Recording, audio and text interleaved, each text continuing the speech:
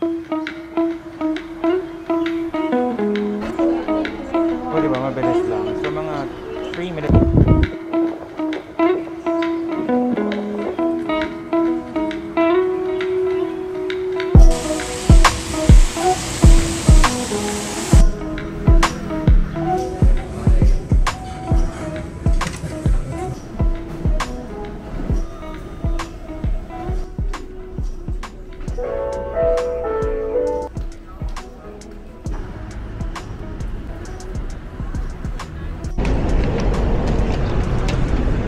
Good morning! Andito tayo ngayon sa Ximending para kumain ng breakfast.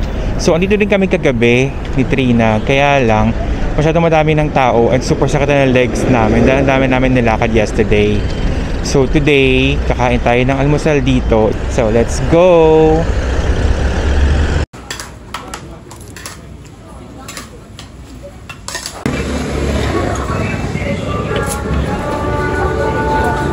So, ito na natin yung order sa Aichong flour rice noodles. Tapos order natin yung large, which is 80 NPD nga. So usually may condiment kasi dito sa sa gilid, pero I decided not to put any para mas ma-appreciate natin yung lasa ng original na timpla nila. So let's start. Punta naman tayo ngayon guys sa Shin Futang para bumili ng kanilang milk tea or boba tea. So yung rice flour, masarap siya. I ordered large, 80 NTD. And yun, masarap. Mainit lalo na kapag malamig yung ipanon. Masarap yung mainit nila na food. So, tara, pila na muna tayo dito. O, diba? Mabilis lang. So, mga 3 minutes lang ako nag-antay. So, ito na siya. So, let's go!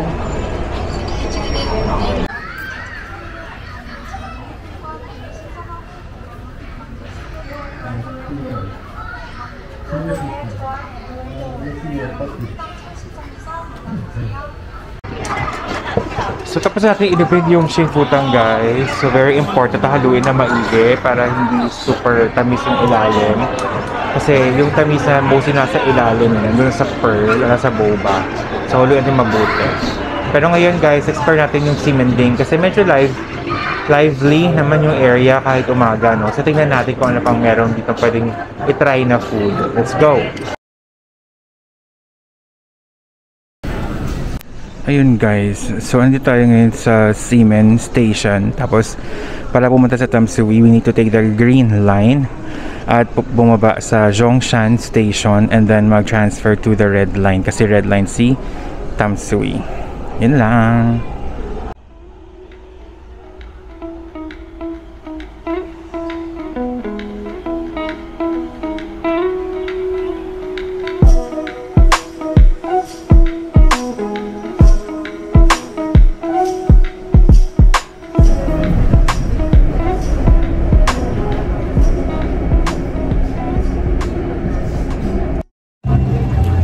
So ayun nga guys, there is a slight change in our plan.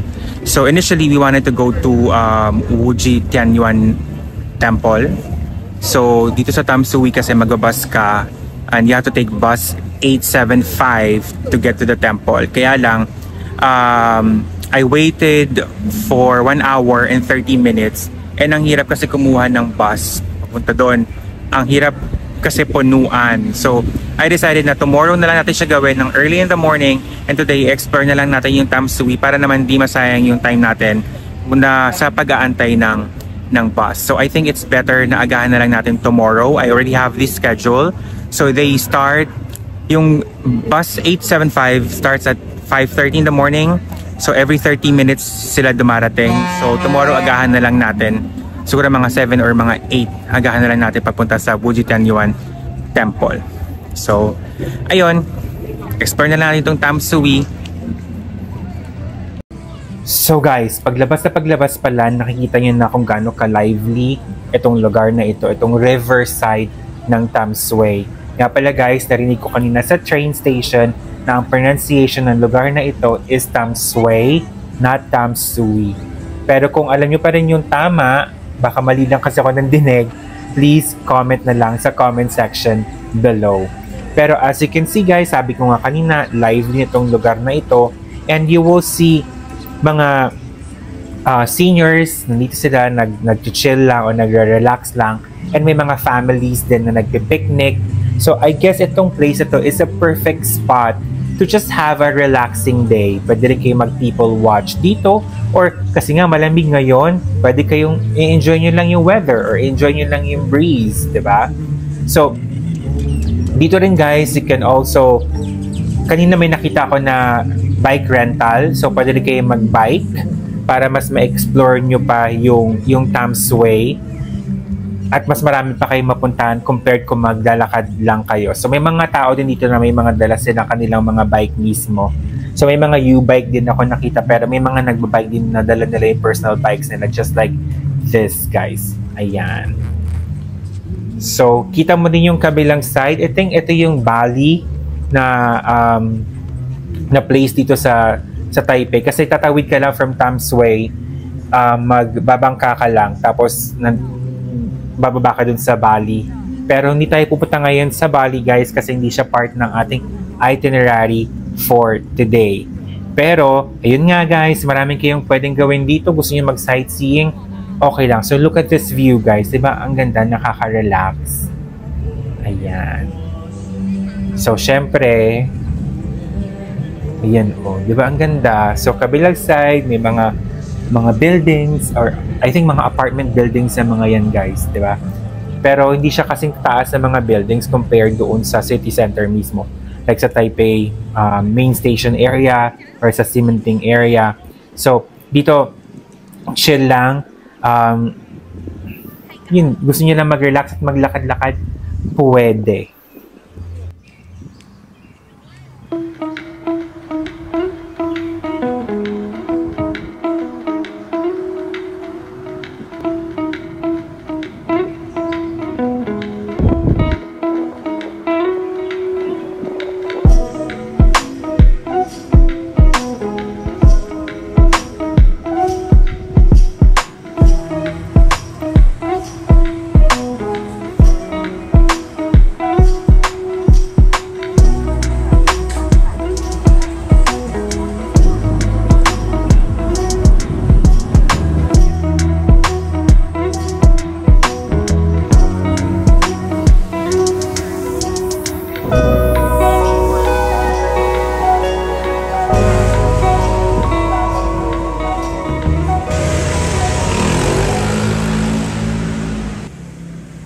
So that's it guys, we are done exploring Tom's Way, both the old street and yung riverside.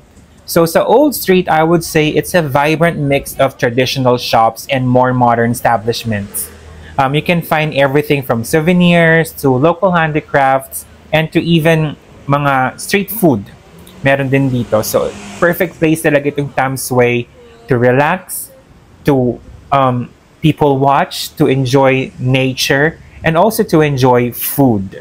So I have to say na I would, like personally, I would recommend na i-include niyo yung Tom's Way sa itinerary ninyo, especially if you have a lot of time. So if you're ever in Taipei, I highly recommend taking a day trip or even half-day trip out to Tom's Way. It's a fantastic way to experience yung different side naman ng Taiwan or ng Taipei. And yun nga guys, so uuwi na tayo kasi medyo pagod pa rin yung legs natin. So we will call it a day, and tomorrow pupunta tayo sa Wuji Tianyuan Temple. Let's hope na meron pa rin cherry blossoms doon. Let's hope. So see you tomorrow.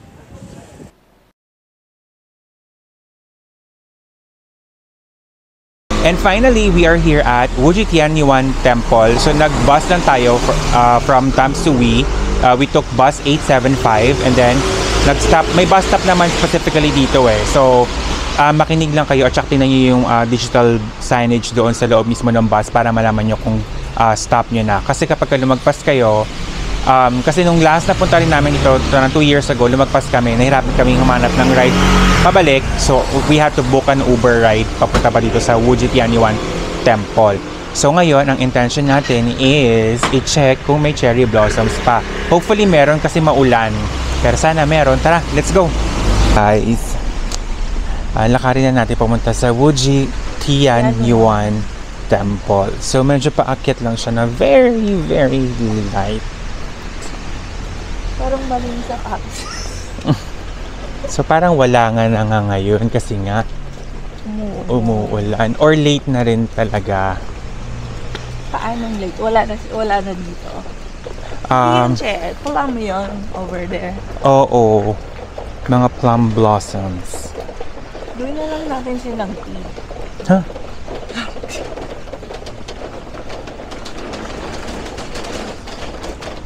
So ayan. Pag ba inisipan ko yung kamay ko, mag-fog. Hindi. Tingnan natin kung meron. Pero walang cherry blossoms. Ang ganda ng temple. Yan.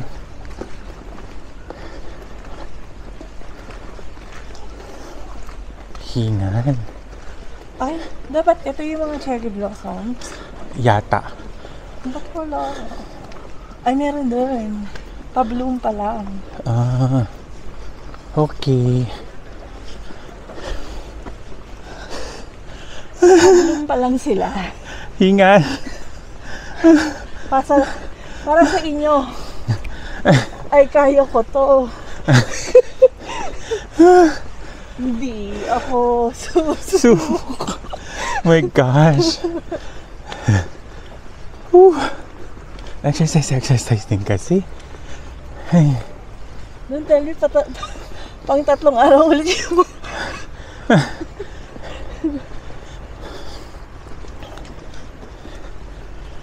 Ayan. So, kapagod.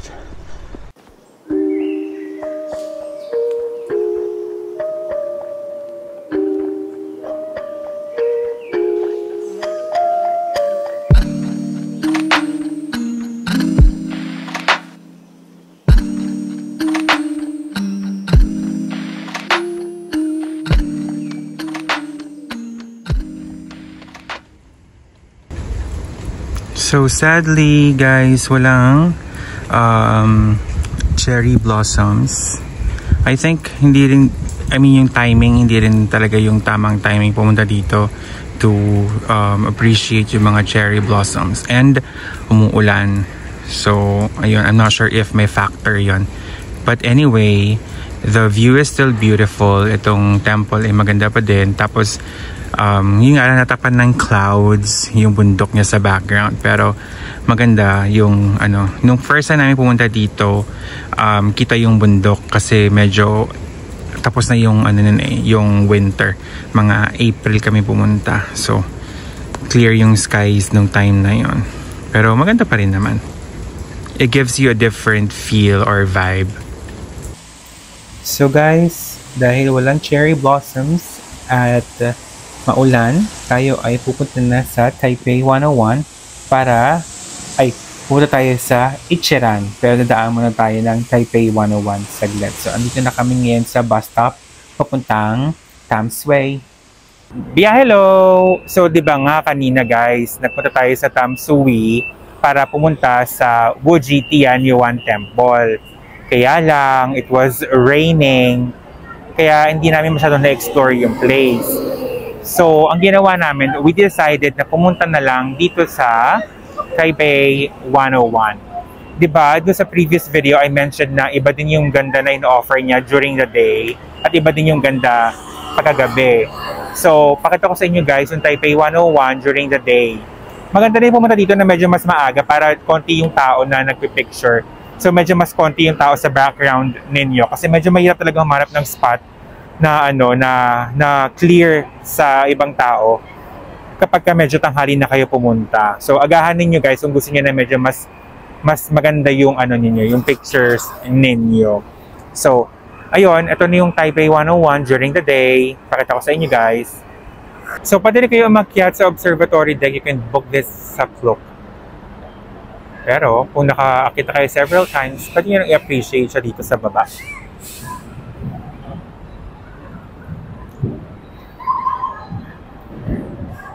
Ayan.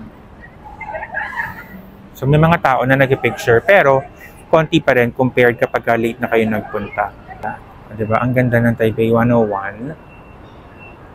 Pero ngayon, kakain muna tayo sa Ichiran. Magbabas lang tayo papunta sa Ichiran. Kasi 24 hours open naman sila. So we can go there anytime.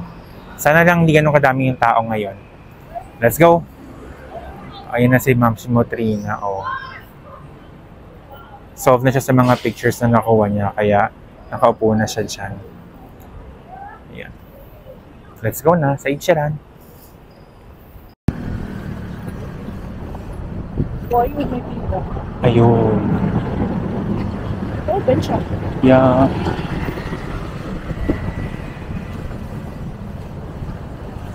You're here. Dito na tayo, guys.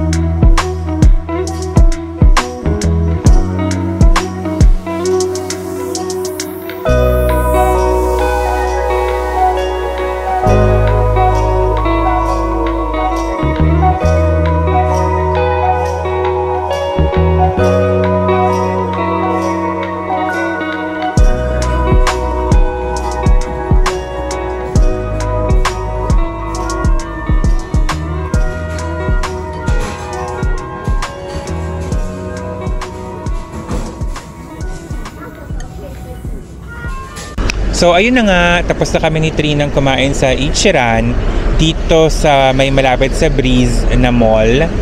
And ang total na binayaran ko is 408 NTD. Kasi nag-additional ako ng Calpis na 50 NTD. Tama ba, Trina? 50 NTD yung Calpis ko. 58 NTD yung Calpis. At saka yung salted egg is 40 NTD. So kung yung talagang ramen lang, walang additional, nasa 350. Oh sorry. 'Di ba ang hinasa math? Nasa 310 NTD. So kung nandito na kayo malapit sa Taipei 101, might as well try nyo na rin itong Ichiran kasi mura lang naman siya, no? Parang 310 yung ramen mismo. Kung may additional, nasa 40 to 50 NTD lang siya. So, yung aking nga, like I said kanina, it's 408 NTD lang. So, maganda rin siya na i-experience ninyo since nandito rin naman kayo. And, wala kasi sa Philippines itong Ichiran na ramen eh. Na branch. Wala tayo nito sa Philippines. So, kung nandito na kayo, di ba, might as well, try nyo na rin siya. So, again, malapit ito sa Taipei 101. Sobrang walking distance lang siya. So, ngayon naman, pupunta kami sa Breeze, pasok kami ulit para i-check yung Labubu kasi bibili yata si Trina. So, let's go! Guys, sorry, ano pala? Fake news pala ako. Hindi pala sa Breeze yung ano. Hindi pala sa Breeze yung Labubu. Pupuntahan namin yung Pop-up store. Yung pop-up store doon sa Taipei 101. Nandoon pala siya. Fake news ako. I'm so sorry. Ayan o guys, kita nyo si Taipei 101.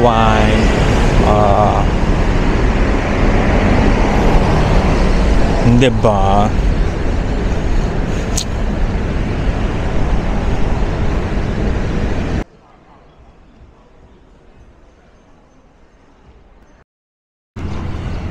Ayun guys, before tayo pumunta sa Grand Hotel,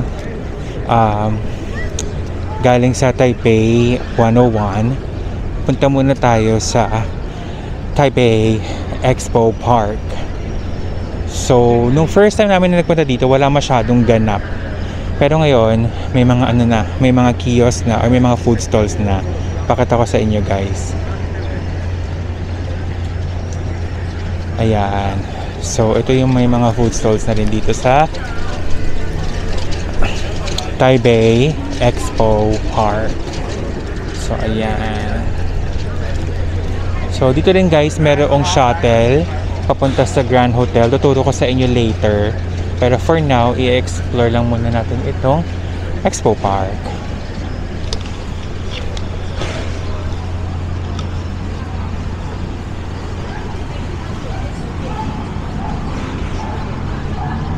Maaga pa yata guys para sa buong ano nila activity dito.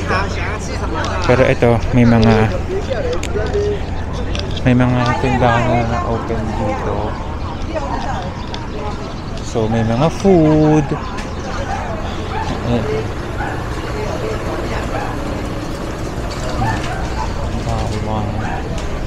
Ayan, puro pagkain. Tapos may mga laruan din.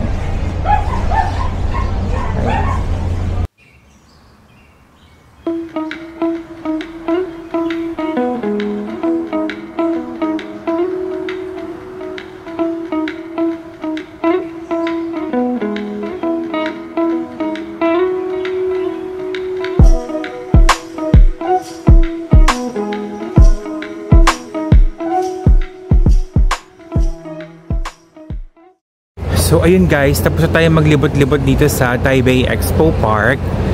So food trip, tapos may mga ibang laruan, yung mga shooting game, yun, yung mga pwedeng gawin dito. Pero maaga pa kasi kaya wala pa masyado talagang ganap. Ayan, kagaya nito guys, medyo empty pa. Siguro kasi maaga pa nga talaga, kaya wala pang masyadong ganap dito. Pero ayan, dito meron na sa part ito sa Bukana, sa paglabas yun ng MRT station. Meron na agad mga stores, may mga food, kaya nagtry tayo kanina ng strawberry mochi. Pero marami pang ibang pwede yung itry dito. May mga sausage, tapos mga dried fruits, meron din dito. Pero hindi na namin tinry kasi natry na namin sila sa ibang night market. Pero overall, siguro feeling ko kapag kagabi mas maganda dito, mamaya-maya pa. Kaya lang pupunta na tayo ng Kaohsiung later, so hindi na natin maantay kasi naka-book na tayo sa HSR. So hindi na siya, actually pwede pa siyang reschedule, kaya lang when we rescheduled last year or 2 years ago, instead na naka-reserve seating kami, nakatayo kami dun sa biyahe, aantay na lang kami na may bakanteng upuan. So hindi siya ganun ka-comfortable,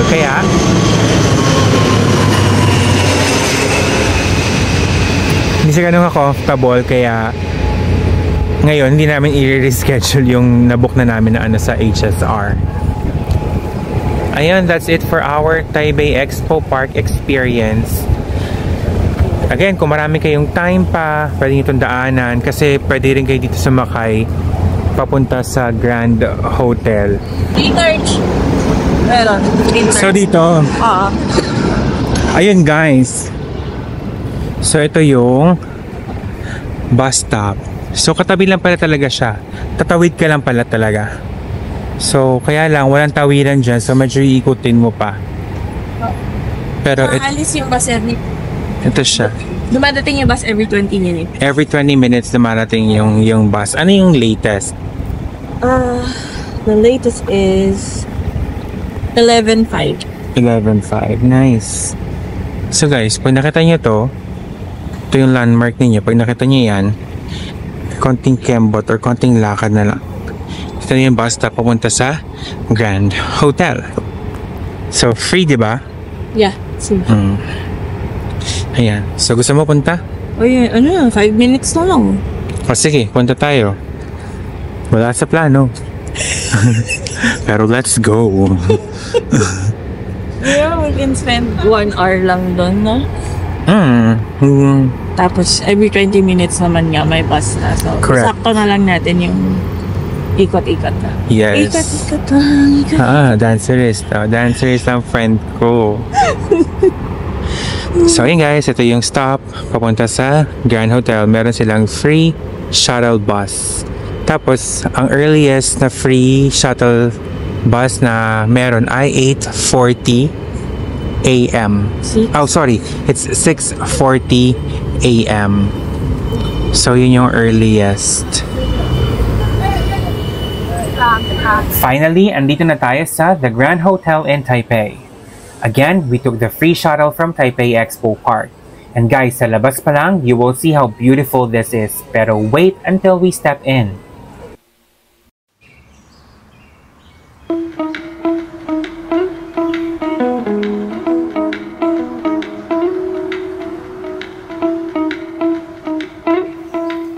Guys, this hotel is an architectural wonder. You cannot deny its beauty and how much effort was put into this structure. Spacious lobby, vibrant colors, intricate details, and high ceiling, they all scream elegance. But this hotel is more than just a hotel. It holds an important role in history. It was built in 1952, and since then, it has hosted state leaders, celebrities, and important figures from all over the world. As much as we'd love to stay here longer, guys, we can't. We have a train to catch. So pupunta tayo ng Taipei Inn to pick up our luggage. If you have reached this part of the video, thank you so much. Subscribing to my channel is truly appreciated. See you in the next video.